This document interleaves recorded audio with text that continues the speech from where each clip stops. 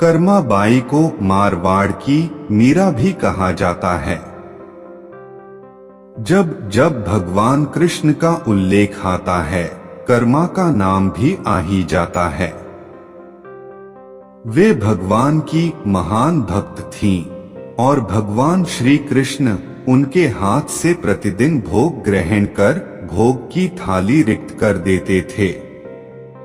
राजस्थान के नागौर जिले की मकराना तहसील में एक गांव है कालवा।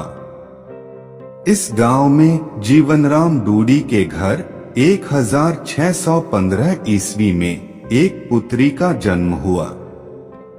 भगवान की बहुत मन्नतें मांगने के बाद इसका जन्म हुआ था।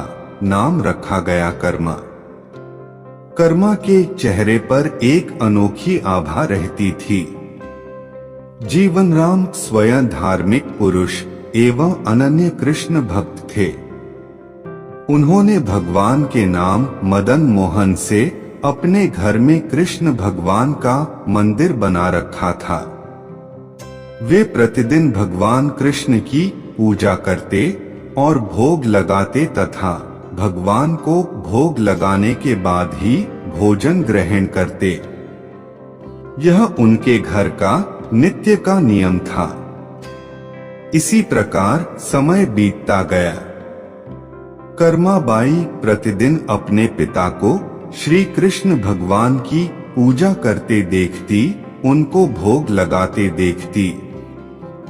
यही सब देखते सीखते कर्मा बाई का बचपन बीत रहा था। आठ बचपन से ही उस नन्ही कर्मा में भक्ति भाव के संस्कार थे। इन्हीं संस्कारों के बीच पलते बढ़ते कर्मा 13 वर्ष की हो गई। एक बार जीवनराम को कार्तिक पूर्णिमा स्नान के लिए पुष्कर जाना था। उनकी पत्नी भी उनके साथ जा रही थी। वे कर्मा को भी साथ ले जाना चाहते थे, लेकिन एक समस्या आ गई। उनकी अनुपस्थिति में भगवान को भोग कौन लगाता? इसलिए उन्होंने कर्मा को यह जिम्मेदारी सौंपी और बोले, पुत्री, हम दोनों पुष्कर स्नान के लिए जा रहे हैं। तुम सुबह भगवान को भोग लगाना और उसके बाद ही भोजन करना। कर्मा ने यह जिम्मेदारी सहर्ष स्वीकार कर ली। माँ पिता के तीर्थ यात्रा के लिए जाने पर कर्मा ने सुबह स्नान आदि कर बाजरे का खिचड़ा बनाया और पूजा के लिए अपने घर में बने भगवान के मंदिर के समीप आ गई। भोग की थाल भगवान के सामने रखकर हाथ जोड़कर बोली, हे प्रभु, भूख लगे तो भोग लगा हुआ है, आप भोग ग्रहण कर लेना, तब तक मैं घर के और काम कर लेती हूँ। इसके बाद वह काम में जुट गई। बीच बीच में वह थाली देखने आती, लेकिन भगवान ने खिचड़ा नहीं खाया था। बहुत देर होने के बाद भी जब भगवान जी ने भोग ग्रहण नहीं किया तो उसे चिंता हुई कि क्या पता भगवान जी को खिचड़े में स्वाद न आ रहा हो, इसलिए ग्रहण नहीं कर रहे। इसमें घी की या गुड़ की कमी रह गई क्या? फिर जाकर उसने और गुड़ व घी मिलाया और वहीं बैठ गई। लेकिन भगवान ने फिर भी भोग ग्रहण नहीं किया। तब मायूस होकर उसने कहा, हे प्रभु, आप भोग ग्रहण कर लीजिए। माँ बापू पुष्कर नहाने गए हैं। आपको भोग लगाने अभी कुछ दिन वो लोग नहीं आएंगे। आपको भोग लगाने की जिम्मेदारी मुझे दी गई है, इसलिए आपके भोग लगाने के बाद ही मैं खाना खाऊंगी। परंतु भगवान जी ने फिर भी भोग ग्रहण करना शुरू नहीं किया। फिर कर्मा उनसे शिकायत करते हुए बोली, माँ पिताजी जब भोग लगाते हैं तब तो आप भोग ग्रहण कर लेते हैं, फिर आज क्यों भूखे बैठे हैं? इतनी देर हो गई है, खुद भी भूखे बैठे हैं और मुझे भी भूखा रखा है। यह सब बोलकर वह भगवान के भोग ग्रहण करने की प्रतीक्षा करने लगी। परंतु यह क्या? अब तो सुबह से दोपहर समाप्त हो शाम हो चली थी। भूखी कर्मा अब रुआसा होगी और दुखी हो रोते हुए बोली, हे भगवान जी, आप ग्रहण कर लीजिए भोग, अन्यथा मैं भी भूखी ही रह जाऊंगी। अंततः कान्हा के काठ की मूर्ति से आवाज आई। कान्हा बोले, कर्मा, तुमने पट बंद किया ही नहीं तो मैं भोग ग्रहण कैसे करूं? यह सुनकर कर्मा ने पट खींचकर बंद कर दी। भगवान श्री कृष्ण ने खिचड़े का भोग ग्रहण किया और थाली पूरी खाली हो गई। कर्मा ने पलट कर देखा तो भोग की थाली में भोग नहीं बचा था। तब कर्मा बोली, भगवान जी, इतनी सी बात थी तो पहले बता देते, खुद भी भूखे रहे और मुझे भी भूखी रखा। इसके बाद कर्मा ने खिचड़ा खाया। अब तो प्रतिदिन कर्मा खिचड़ा बनाती है और भगवान जी भोग ग्रहण करने आते। इसी बीच उसे लगने लगा कि उसे सबसे पहले भगवान को भोग लगा देना चाहिए। क्या पता उन्हें जल्दी भूख लग जाती हो। साफ सफाई नहाने धोने के कारण भगवान के भोग में देर हो जाती हो। फिर वह सबसे पहले उठकर भोग बनाती और प्रभु को भोग लगा लेती। फिर अपने दिन भर के काम करती। कुछ दिनों बाद उसके माता पिता तीर्थ से लौट आए।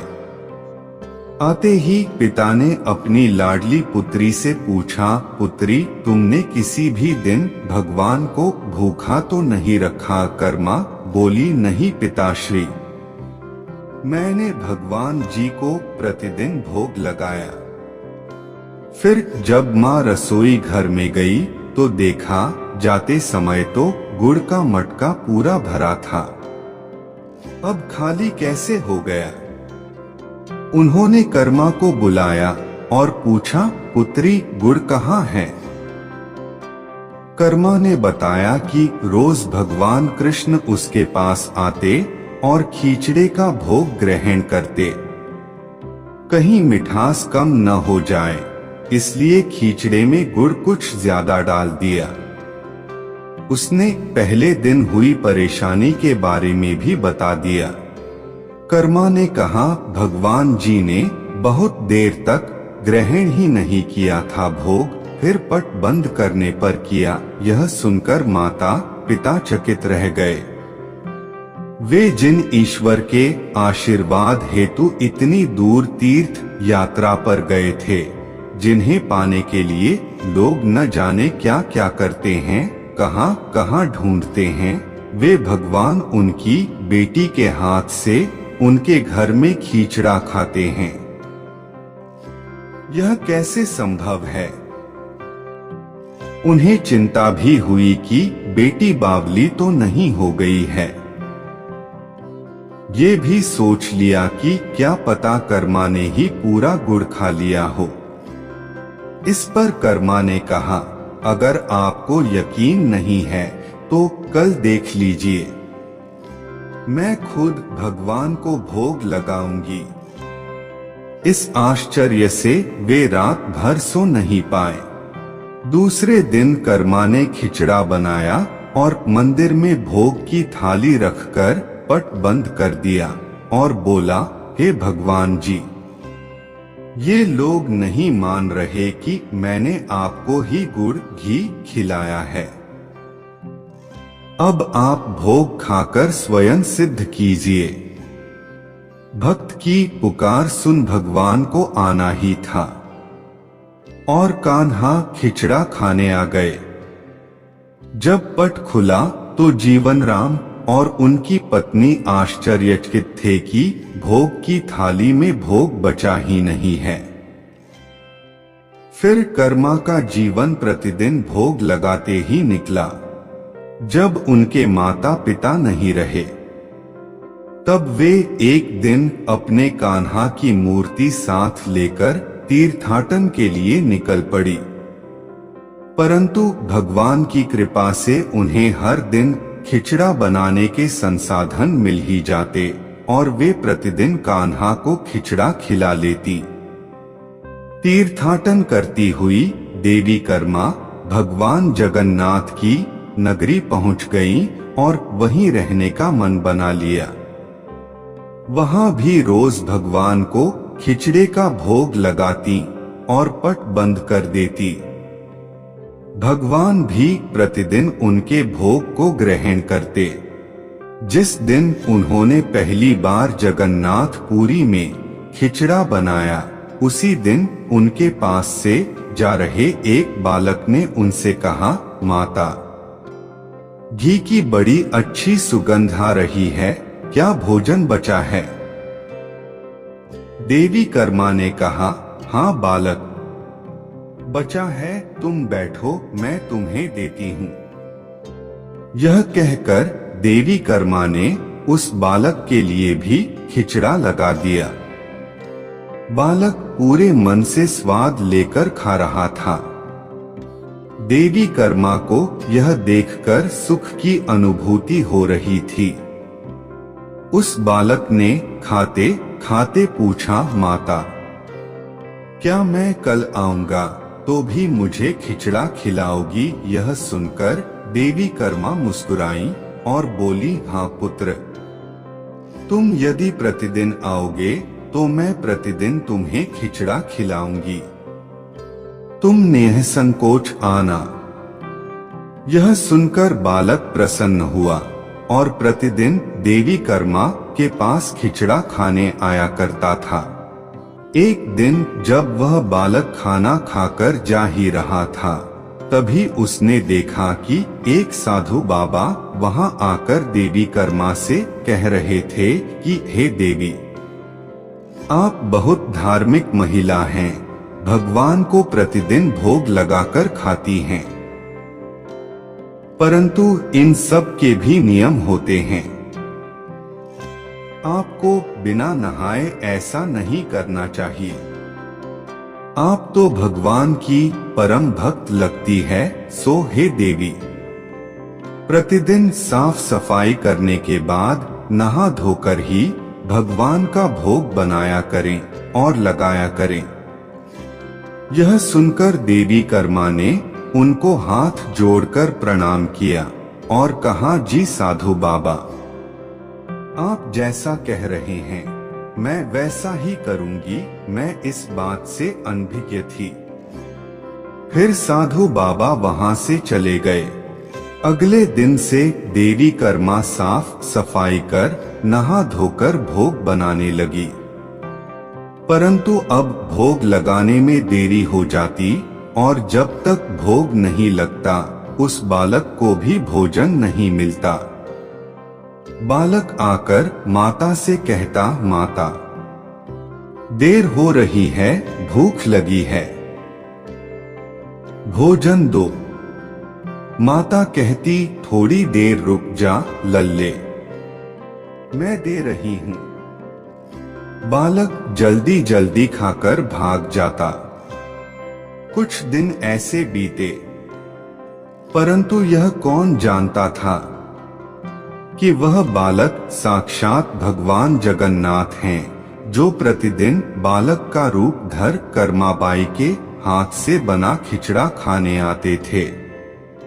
इतने दिनों में जब जगन्नाथ मंदिर में भगवान का पट भोग के लिए खुलता तो भगवान के मुख पर की खिचड़े का जूठन लगा होता। एक दिन पुजारी ने मुस्कुराते हुए मन ही मन कहा, हे प्रभु, आपकी लीला भी अपरंपार है। जाने किस भाग्यवान भक्त के यहाँ आप जाकर प्रतिदिन खिचड़ा खाकर आते हैं। फिर पूजा अर्चना हुई, दिन बीत गया, रात्रि हुई। रात्रि को पुजारी के स्वप्न में भगवान जगन्नाथ आए और उन्होंने पुजारी से कहा, हे भक्त, तुमने सही पहचाना। मैं अपनी एक अनन्य भक्त कर्मा बाई के यहाँ प्रतिदिन उनके हाथ का बना खिचड़ा खाने जाता हूँ। वह मुझे बिल्कुल अपने पुत्र सा लाड करती हैं। उनकी भक्ति से मैं अति प्रसन्न हूँ। परंतु इसी मंदिर के एक साधु ने उन्हें कुछ आम जीवन की ज्ञानवर्धक बातें एवं उपासना का तरीका समझाया, जिससे मुझे भोग लगाने में अब उनसे देरी हो जाती है। इसी वजह से मेरे मुंह पर खिचड़ा लगा रह जाता है। प्रभु की लीला भी अपरंपार है, वह तो सर्वव्यापी है। एक ही समय अलग अलग स्थान पर हो सकते हैं, परंतु मुख पर खिचड़ा लगाने की लीला उन्होंने इसलिए रची ताकि पुजारी के मन में यह प्रश्न उठे। उस प्रश्न के निवारण में प्रभु पुजारी जी को यह बता सकें कि आम जीवन में हम अपने ज्ञान को जब दूसरे को बताते हैं तो वह सदैव ज्ञान के लिए होना चाहिए, ना कि भक्ति के भाव को बदलने के लिए। क्योंकि सांसारिक जीवन के लिए ज्ञान आवश्यक है, ज्ञान महत्वपूर्ण है, परंतु जहाँ भक्ति होती है वहाँ ज्ञान का कोई काम नहीं है। भक्ति में भक्त अपने प्रभु के प्रेम में डूबा रहता है। उपासना के कई तरीके हैं। जितने भक्त, जितने उपासक, उपासना के उतने तरीके। जब ईश्वर ने ही उपासना के तरीकों पर प्रश्न नहीं उठाया तो किसी को भी किसी और की भक्ति पर प्रश्न नहीं उठाना चाहिए। साधु गलत नहीं थे, साधु अपने ज्ञान के हिसाब से ही कार्य कर रहे थे, वह सही थे। परंतु उन्हें यह नहीं पता था कि जो महिला प्रभु को बिना नहाए खाना देती है, उसका भाव सिर्फ इतना था कि मेरे प्रभु को जल्दी खाना मिल जाए, वह भूखे ना रह जाएं, और यह प्रेम भाव प्रभु के लिए हर नियम से ऊपर था। इन बातों को सुनकर पुजारी जी ने साधु बाबा को बुलवाकर यह बात कही। साधु बाबा को भी अपनी गलती का एहसास हुआ कि वह भगवान और भक्त के बीच में आ रहे थे, और उन्होंने बिना समय गवाए माता कर्मा के पास जाकर कहा कि हे देवी, आप जैसे प्रभु को पहले भोग लगाती थी वैसे ही लगाइए।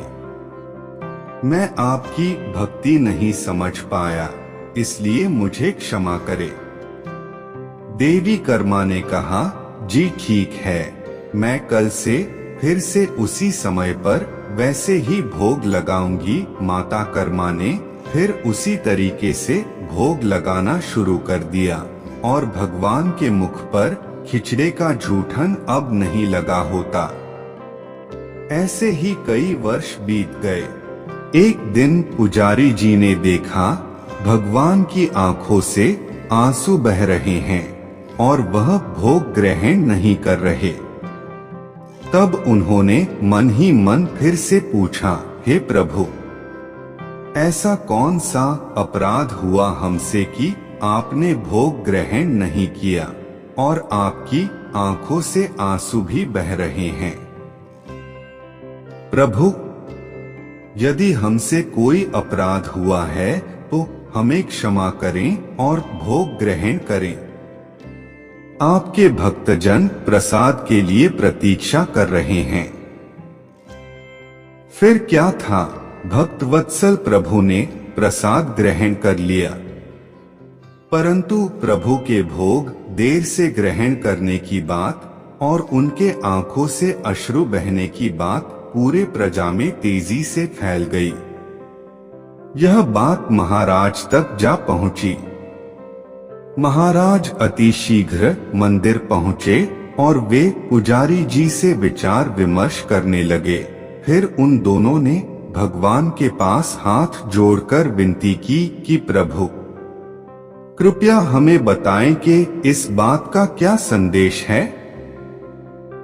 रात्रि पहर जब वह सो रहे थे तब भगवान राजा के सपने में आए और उन्होंने कहा कि मेरी एक अनन्य भक्त थी कर्माबाई, जो प्रतिदिन मुझे खिचड़े का भोग लगाती थी और मैं प्रतिदिन उनके यहाँ बालक रूप में जाकर खाया करता था।